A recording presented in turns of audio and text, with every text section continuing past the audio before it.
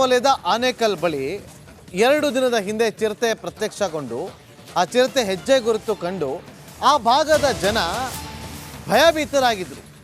ಈಗ ಗಡಿ ಭಾಗ ಆನೇಕಲ್ನಲ್ಲಿ ಆನೆಗಳ ಉಪಟಳ ಹೆಚ್ಚಾಗಿದೆ.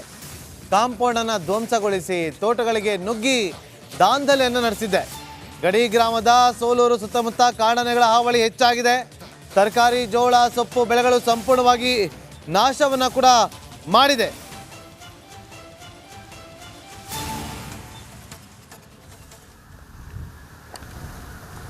ನೋಡಿ ಕಾಡಾನೆಗಳ ಉಪಟಳ ಹೇಗಿದೆ ದಾಂಧಲೆ ಅಂತೇಳಿ. ಕಾಂಪೌಂಡನ್ನು ಕಿತ್ತು ಬಿಸಾಕಿ ಅದು ಹೋಗಿರುವಂಥ ಒಂದು ಸಂದರ್ಭ. ಅಲ್ಲಿ ಕಾಂಪೌಂಡು ಕಟ್ಟಾಗಿದೆಯಲ್ಲ, ಅಲ್ಲಿ ಆನೆ ಹೋಗಿರುವಂಥ ಸಂದರ್ಭದಲ್ಲಿ ಅದನ್ನು ಕಾಂಪೌಂಡನ್ನು ಕೆಡವಿ ಅದು ಒಳಗೆ ಹೋಗಿದೆ.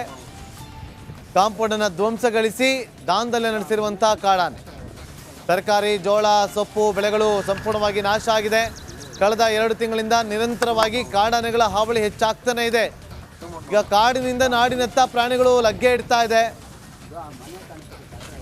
ನೋಡಿ, ಇದು ಚಿರತೆಯ ಹೆಜ್ಜೆ ಗುರುತು ಸಿಕ್ತಲ್ಲ, 2 ದಿನದ ಹಿಂದೆ ಅದರ ದೃಶ್ಯಾವಳಿ ಆನೇಕಲ್ ಭಾಗದಲ್ಲಿ.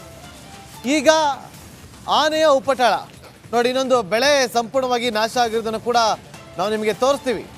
ನಮ್ಮ ಸ್ಕ್ರೀನ್ ಮೇಲೆ ನೀವು ಗಮನಿಸ್ತಾ ಇದ್ದೀರಿ. ಅಲ್ಲಿ ಯಾವ ರೀತಿಯಾಗಿ ಸಂಪೂರ್ಣವಾಗಿ ಕಾಂಪೌಂಡನ್ನು ಧ್ವಂಸಗೊಳಿಸಿ ಕಾಡಾನೆ ಒಳ ಪ್ರವೇಶ ಮಾಡಿದೆ ಅಂತೇಳಿ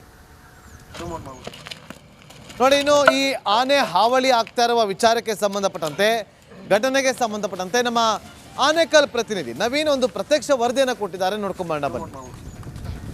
ಆನೇಕಲ್ ಗಡಿಗೆ ಹೊಂದಿಕೊಂಡಿರುವ ಸೋಲೂರಿನಲ್ಲಿ ಕಳೆದ ರಾತ್ರಿ 4 ಕಾಡಾನೆಗಳು ದಾಂಗುಡಿ ಇಟ್ಟು ಏನು ರೈತರು ಬೆಳೆದಿದ್ದಂಥ ಜೋಳ ನೋಡ್ತಾ ಇರುವಂಥದ್ದು ದೃಶ್ಯದಲ್ಲಿ ಎಲ್ಲ ತುಳಿದು ಹಾಳು ಮಾಡಿರುವಂಥದ್ದು. 4 ಕಾಡಾನೆಗಳು ಈ ಒಂದು ಗಡಿ ಏನಿದೆ ಇಲ್ಲಿ ಪಕ್ಕದಲ್ಲೇ ಇರುವಂಥ ಈ ಒಂದು ಕಾಂಪೌಂಡ್ ಏನಿದೆ ಇದು ತಮಿಳುನಾಡಿಗೆ ಬರುವಂಥದ್ದು. ಇದರ ಪಕ್ಕದಲ್ಲೇ ಕರ್ನಾಟಕದ ಗಡಿ ಭಾಗದ ಸೋಲೂರಿನ ರೈತರ ತೋಟಗಳಲ್ಲಿ ಬೆಳೆದಿದ್ದಂತಹ ಬೆಳೆಗಳನ್ನೆಲ್ಲ ಕೂಡ ನಾಶ ಮಾಡಿರುವಂಥದ್ದು. ನೋಡ್ತಾ ಇರೋ ದೃಶ್ಯದಲ್ಲಿ ಇಲ್ಲಿ ಲದ್ದಿ ಕೂಡ ಇಲ್ಲಿ ಆನೆಗಳು ತಿಂದಿದ್ದಲ್ಲದೆ ಇಲ್ಲಿ ಲದ್ದಿಗಳು ಬಿದ್ದಿರೋದನ್ನು ಕೂಡ ಕಾಣಿಸ್ತಾ ಇದೆ. ಇಲ್ಲಿ ಜೊತೆಗೆ ಏನು ಬೆಳಗ್ಗೆಯಿಂದಲೂ ಕೂಡ ಇಲ್ಲಿ ರೈತರು ಸಾಕಷ್ಟು ಒಂದು ರೀತಿ ಈ ಒಂದು ಬೆಳೆಯನ್ನು ಹಾಳು ಮಾಡಿರೋದು ನೋಡಿ ಕಣ್ಣೀರು ಹಾಕುವಂಥ ಒಂದು ಪರಿಸ್ಥಿತಿ ಎದುರಾಗಿರುವಂಥದ್ದು. ಈಗಾಗಲೇ ಈಗ ಮಳೆ ಇಲ್ಲದೆ ಒಂದು ಕಡೆ ರೈತರು ಸಾಕಷ್ಟು ಸಂಕಷ್ಟಕ್ಕೆ ಸಿಲುಕಿದ್ದಾರೆ. ಇಂತಹ ಸಂದರ್ಭದಲ್ಲಿ ಏನು ಈ ಒಂದು ಬೆಳೆಗಳನ್ನು ಇಷ್ಟರ ಮಟ್ಟಿಗೆ ನಾಶ ಮಾಡಿದ್ರೆ ರೈತರು ಎಲ್ಲಿಗೆ ಹೋಗಬೇಕನ್ನೋ ಪ್ರಶ್ನೆ ಎದುರಾಗುತ್ತೆ. ಇಡೀ ಹೊಲದ ಒಳಭಾಗದಲ್ಲಿ ಸಂಪೂರ್ಣವಾಗಿ ಈ ಬೆಳೆಗಳನ್ನು ತುಳಿದು ಹಾಳು ಮಾಡಿರೋದರಿಂದಾಗಿ ಆನೆಗಳು ಏನು ಬೆಳೆಗಳನ್ನು ಏನು ಹಾಳು ಮಾಡಿದ್ದಾವೆ ಆ ಜಾಗಗಳಲ್ಲಿ ಏನು ಓಡಾಡಿರುವ ಜಾಗಗಳೆಲ್ಲ ಜೋಳದ ಬೆಳೆ ನೆಲ ಕಚ್ಚಿದೆ. ಸಂಪೂರ್ಣವಾಗಿ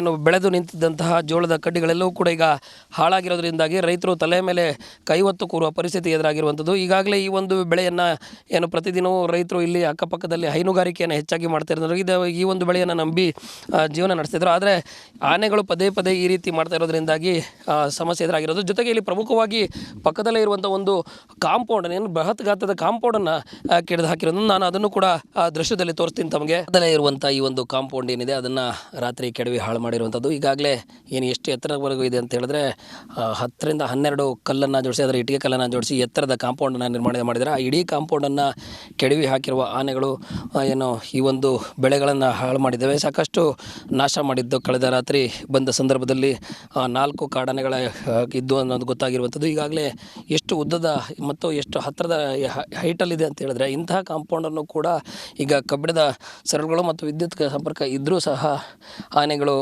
ಕೆಡವಿ ಹಾಕಿದ್ದು. ಇಷ್ಟು ದೊಡ್ಡ ಕಾಂಪೌಂಡನ್ನು ಕೆಡುವವರೆಗೂ ಕೂಡ ಆನೆಗಳು ಬಂದಿದ್ದಾವೆ ಅಂತ ಹೇಳಿದ್ರೆ ಇಲ್ಲಿ ಆನೆಗಳ ಉಪಟಳ ಎಷ್ಟು ಮಟ್ಟಿಗಿದೆ ಅನ್ನೋದು ಗೊತ್ತಾಗ್ತದೆ. ಈಗಾಗಲೇ ಅರಣ್ಯ ಇಲಾಖೆ ಅಧಿಕಾರಿಗಳು ಆಗಮಿಸಿ ಪರಿಶೀಲನೆ ನಡೆಸಿದ್ದಾರೆ. ಆದರೆ ಪ್ರತಿದಿನ ರಾತ್ರಿಯೂ ಕೂಡ ಇದೇ ರೀತಿ ಆನೆಗಳು ಬಂದು ಬೆಳೆಗಳನ್ನು ನಾಶ ಮಾಡ್ತಾ ಇರೋದ್ರಿಂದಾಗಿ ಇಲ್ಲಿ ಅಕ್ಕಪಕ್ಕದ ರೈತರು ಹೈರಾಣಾಗಿ ಹೋಗಿರುವಂಥದ್ದು. ಪ್ರತಿದಿನ ಕಷ್ಟಪಟ್ಟು ಈಗಾಗಲೇ ಒಂದು ಕಡೆ ನೀರಿಲ್ಲ, ಇಂಥ ಸಂದರ್ಭದಲ್ಲೂ ಕೂಡ ಬೆಳೆಗಳನ್ನು ನಾಶ ಮಾಡ್ತಾ ಇದ್ದಾರೆ. ನೋಡ್ತಾ ಇರುವಂಥ ದೃಶ್ಯದಲ್ಲಿ ಇದೆಲ್ಲ ಕಂಬಿಗಳನ್ನು ಕಿತ್ತು ಹಾಕಿ ಇಡೀ ಕಾಂಪೌಂಡನ್ನು ಅಲ್ಲಿಯವರೆಗೂ ಕೂಡ ಕೆಡವಿ ಹಾಕಿದ್ದಾವೆ ಅಂತ ಹೇಳಿದ್ರೆ ಆನೆಗಳು ಎಷ್ಟು ಮಟ್ಟಿಗೆ ಇಲ್ಲಿ ತೊಂದರೆ ಕೊಡ್ತಿದ್ದಾವೆ ರೈತರಿಗೆ ಅನ್ನೋದು ಗೊತ್ತಾಗುತ್ತೆ. ಕ್ಯಾಮರಾ ಪರ್ಸನ್ ತಾಜ್ ಜೊತೆ ನಾನು ನವೀನ್ ಚಂದ್ರಶೆಟ್ಟಿ, ರಿಪಬ್ಲಿಕ್ ಕನ್ನಡ, ಆನೇಕಲ್.